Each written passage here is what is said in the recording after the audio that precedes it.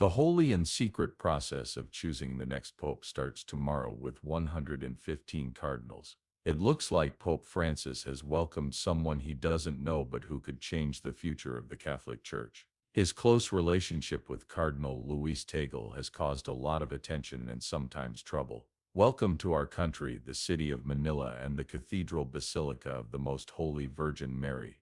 Now finally the Pope has decided to bring Cardinal Luis Tagle to light. Why did Pope Francis decide to tell everyone about this now? What changes will this make to the Church's power around the world? We're going to talk in depth about how Pope Francis told the people the truth about Cardinal Luis Tagle and how he dealt with Cardinal Luis Tagle. The relationship between Pope Francis and Cardinal Luis Tagle is based on deep loyalty that comes from having similar ideas, admiring each other, and wanting to take the Catholic Church in a new direction.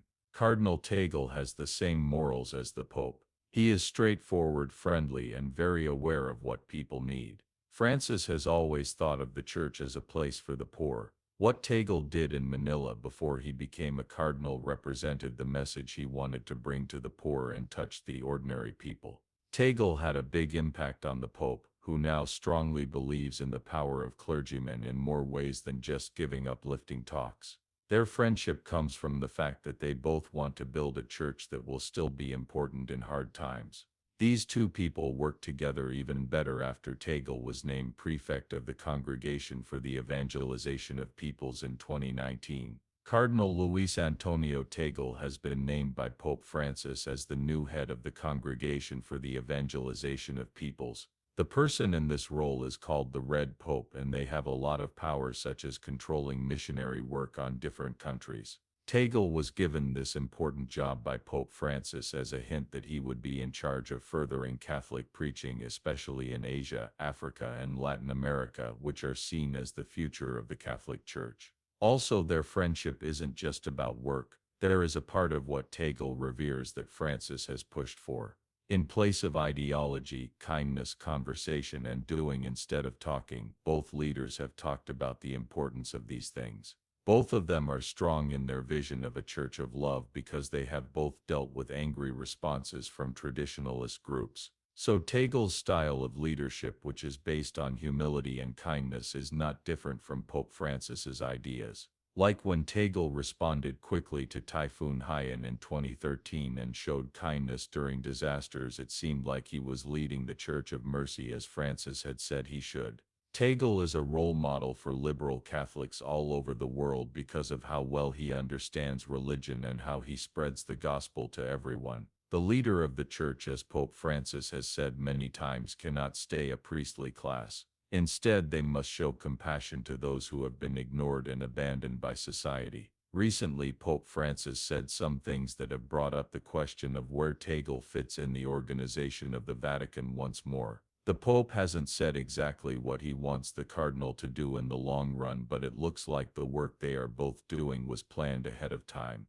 Is Tagle's path through the Church a sign of a possible shift toward change? From Manila to the world stage, Cardinal Luis Tagle is an amazing person who has lived a meaningful life. He rose from the streets of Manila to the halls of the Vatican. Tagle was born in the Philippines in 1957. His life shows that he became deeply involved in his community and worked hard to help the poor. He chose to study theology and become one of the most important people in the Catholic Church because he had a great mind and soul from a young age. When Tagle became Archbishop of Manila in 2011, he started to lead in the right way. Filipinos who work abroad were happy that Manila Archbishop Luis Antonio Tagle was made a cardinal. A priest also says that Tagle's new job as boss of one of the world's biggest Catholic regions will be difficult. It didn't take long for Tagle to become a reformer. He didn't give in to the greed and materialism that ruled in the past. He instead tried to bring back care for the church and people, missions work, and a strong desire to see justice done. Tagle's sermons are moving and inspiring, and they can relate to the lives of millions of people. Because of this, he became very famous and people began calling him Asia's Francis. He became famous all over the world after a series of ads showed how powerful he was becoming in the Vatican. Tagle backed efforts against poverty, hunger, and climate change while he was president of Caritas International, a Catholic aid group with chapters in 165 countries. He was chosen to lead the preaching efforts because he was thought to be good at helping people from different cultures and beliefs talk to each other in the church. He really changed a lot when he was named prefect of the Congregation for the Evangelization of Peoples in 2019. He was in charge of spreading the gospel to everyone in the world, which was part of the church's mission. Tagle understood and valued cultural differences and finally played a big role in changing how the church spread the gospel in Asian and African countries that were not Western. So what does this level of fame mean? The answer is that he knows how to work in a military setting. Because Tagle is polite and has a good understanding of religion, he is a leader who can handle the problems the church is facing. As Tagle's power at the Vatican grows, so does talk about what his job is. He might get even more engaged, or he might even run for Pope again. So what does a church look like when Tagle is in charge? A church for people on the edges. As Pope Francis takes over as leader of the Catholic Church, the church has changed its focus to those on the edges. This idea, which is sometimes called a church for the poor, has grown stronger with Cardinal Luis Tagle by its side. They are all called to work for fairness, kindness, and mercy in the world. These can be seen in Pope Francis's focus on the outskirts, even though they have the power to drastically change the social relationships within the church. He thinks that the church is on the edges where the rejected can go to find safety. As president of Caritas Internationalis, he has led efforts to fight hunger, given refugees a place to stay, and dealt with the problems caused by climate change. He is a key player in the church's charity projects because of this and his ability to fight for resources and get people to do things. Speaking about his job, President Tagle often talks about how important it is to listen. People who love will always be willing to listen, and people who love will never get tired of it. Tagle values talk and actively tries to listen to everyone, especially those on the edges, which goes against more traditional models of vertical power dynamics. Despite this, the focus on the edges is not without its problems. Some people who don't like the church have said that when its message is given to society in this way, it's possible that social causes will win out over the church's teachings. Some people who don't like the church say that Pope Francis and his followers are losing sight of traditional Catholic ideals by focusing too much on being politically correct. Pope Francis and Cardinal Tagle have stood their ground, though, because they know that the church will lose relevance if it doesn't deal with these and other problems of the day. Tagle is able to help spread the Pope's vision in addition to doing good things for people. His work to improve ties between religions shows that the church is motivated to promote good relationships in a world that is becoming more divided. This is why Tagle mirrors Pope Francis's main message, talking about religion issues with people of other faiths can help build unity and tolerance. It is the hope of Pope Francis and Cardinal Tagle that the Church can connect with people more directly. In a way, modern Catholicism is being built right in front of our eyes. Could this focus on the edges give us a new way to think about the Church's job in a world that is changing quickly? A power fight has always been going on behind the religious faces and the outward look of unity in the Vatican, a place where the Roman Catholic Church holds a lot of power. At the point where heritage and postmodern culture meet, these kinds of conflicts are shown through ideas. Reformists like Pope Francis and Cardinal Tagle and conservatives fight every day, and it's an interesting story of unspoken struggles. In his second year as Pope, Pope Francis has made more reforming changes by speaking out against clericalism, asking for a more decentralized church, and criticizing issues like immigration, climate change, and economic openness. Next, the head of the Catholic Church and sovereign of the Vatican City-State has given a stark warning: if something isn't done about climate change, the earth will become unlivable. Despite this, these attempts have run into big problems. Some very conservative parties and groups in the Church of Rome have been very vocal about their dislike of this change, which they see as a major break from the Bible, which is God's Word. The fact that Cardinal Tagle is involved in the Vatican shows this part of the power battle. Not everyone likes Tagle's rise, even though he fits Pope Francis's view of the Church as sympathetic and focused on the edges. His sensible approach to management and focus on discussion and involvement go against more common ideas about Catholic theology, which is a shame. This has made people more hopeful and made them wonder what problems the leader of the church might face. In this power fight, one of the most important areas that has been monitored has been finances. Pope Francis started the process of cleaning up the Vatican's banks, which has caused a lot of debate. As a member of the management team in charge of charity activities, Tagle will back the change efforts because he has been pushing for more and better disclosure. Powerful groups have been against him because of this, but they also have interests that they want to protect. The idea of succession makes these processes even more complicated. Even though Pope Francis hasn't said anything about who will take over after him, the fact that Tagle and other people are becoming more well-known makes us think about what kind of future the church will be moving toward. Conservatives might want to keep or support candidates who they don't think will keep the framework's changes going like Pope Francis did. The power struggle going on behind the scenes shows the fight that will decide who will lead the church in the future. These power battles don't just happen in the Vatican, they happen in dioceses all over the world and affect how leaders in those dioceses handle things around the world. There are still a lot of traditionalists in the Catholic Church, but the change that made the gap between unity and traditional Catholicism bigger became the symbol of this time in the Church.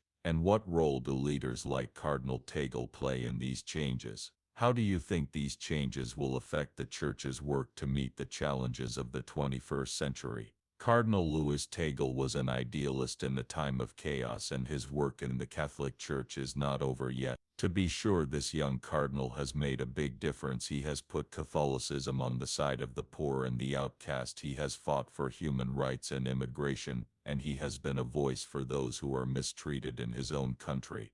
Tagle is looked up to by progressive Catholics all over the world, but he is using this power while the institution is under a lot of stress from deep-seated internal and external problems. Tagle is good at talking to people these days, which makes him friendly with people from all walks of life. Tagle was humble and easy to get along with followers, whether he was speaking to a group of followers in Manila or as a spokesman for the Pope.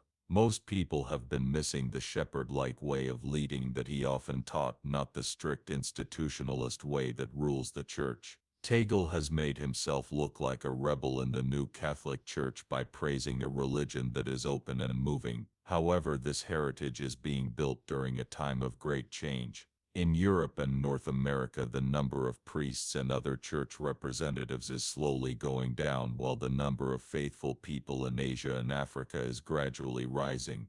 This change in the population is both a strength and a weakness because it makes service tougher and gives people more power. As the leader of a large and diverse community, Tagle is naturally sensitive to different cultures.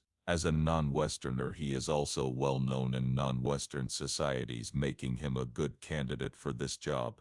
Tagle's process guide is also unique because it combines old-fashioned ideas with new trends from the last few decades. Interfaith discussion and climate change are two of the roles he has taken on. It's good that fairness and equality will be a big part of the climate change meeting in Paris. Justice for all and other current problems have shown that he is ready to work with them, but this has also been criticized. Conservatives in the church have said that he has strayed from religious issues. This is an example of the problems that exist in this time of Catholic power. How Tagle handled these different needs will determine his reputation in the years to come. Since changes are still happening in the Catholic Church, the question of leadership comes up. The good work that began under Pope Francis needs to be continued by other leaders who will work for the group in the future. Because Tagle is loyal to Francis and has a lot of power in the Vatican, he might be the one who changes the direction of the Catholic Church. But will his ideas be accepted by the huge and often divided group of Roman Catholics around the world? A lot has been said about Cardinal Tagle's tracks, but they are still being built. For him, the difficulties are very big because he is in charge of an organization that has rules, traditions, and an environment that changes along with the world but still needs to stay organized. His ability to give people hope, become a moving force, and bring people together will define him. Can his leadership bring about a new Catholic Church that heals, welcomes, and comes alive? Cardinal Pietro Parolin, who is seen as a strong rival to Cardinal Luis Tagle for the papal throne, is one of the most likely candidates to become Pope Francis's successor. In his job as Vatican Secretary of State, Parolin is in charge of the organization and policy of the Vatican. Besides being a cardinal, he has been in a lot of public situations, which makes him a front-runner for the papal chair. Tagle is more of a reformer with a pastoral bent, but before he joined the Senate of Bishops, Parolin was known for his conservative views and a lot of experience in diplomacy. Since he is from Italy, it seems likely that he comes from the core of the Catholic Church. In spite of the problems that come with modern society changing, he has earned respect among traditionalists for his work as Secretary of State and his ability to shape the Church through its complicated international relationships and keep its power around the world. People think that Tagle is more on the edges, while Parolin is seen as a genius who knows how to deal with the Church leadership. Another thing about him is that ever since he took power, he has been organizing and negotiating between different church cliques. As a bridge builder, he has done his best to deal with both the problems of one side and the problems of the other side. When there are controversial topics, he even tries to find a middle ground. People who like small changes over big ones like how well he can handle the politics inside the government. Some, though, say that his ideas aren't creative enough to deal with the problems the Church faces now in a time of world changes. You could say that this fight between Tagle and Parolin shows how the modern Church is full of contradictions. Tagle talks about the postmodern ways of leading through forward-looking inclusivity, caring action, and a focus on people. Parolin, on the other hand, talks about how the Vatican usually runs things, which is with a traditional and diplomatic approach. Many people think that these differences make it possible to ask important questions about where the Church should go in the future and what kind of leader it needs right now. The fact that Parolin is well known also shows that Italian clerics still hold most of the positions in the Vatican's administration. Europeans, mostly Italians, have always been in charge of the papacy. Since the Middle Ages, this has been the case. As an example, the election of Pope Francis went against this custom.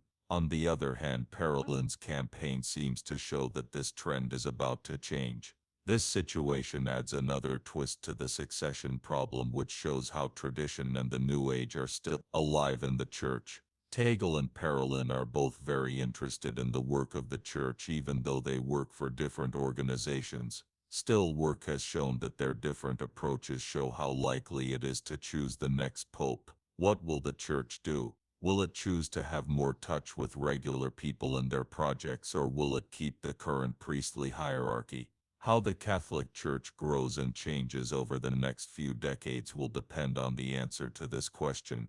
Since rumors about who will replace Pope Francis have been going around in the news, the fight between Tagle and Parolin shows how hard things are for the churches. It will depend on how this fight turns out, how well the Church can lead people through a world that is becoming more divided and complicated. How do you feel about Cardinal Tagle becoming Pope? Also, who do you think has the best chance of becoming Pope? Please tell us what you think in the comments. Don't forget to share, like, and follow for more. Also, click on the next video that comes up. You'll enjoy it.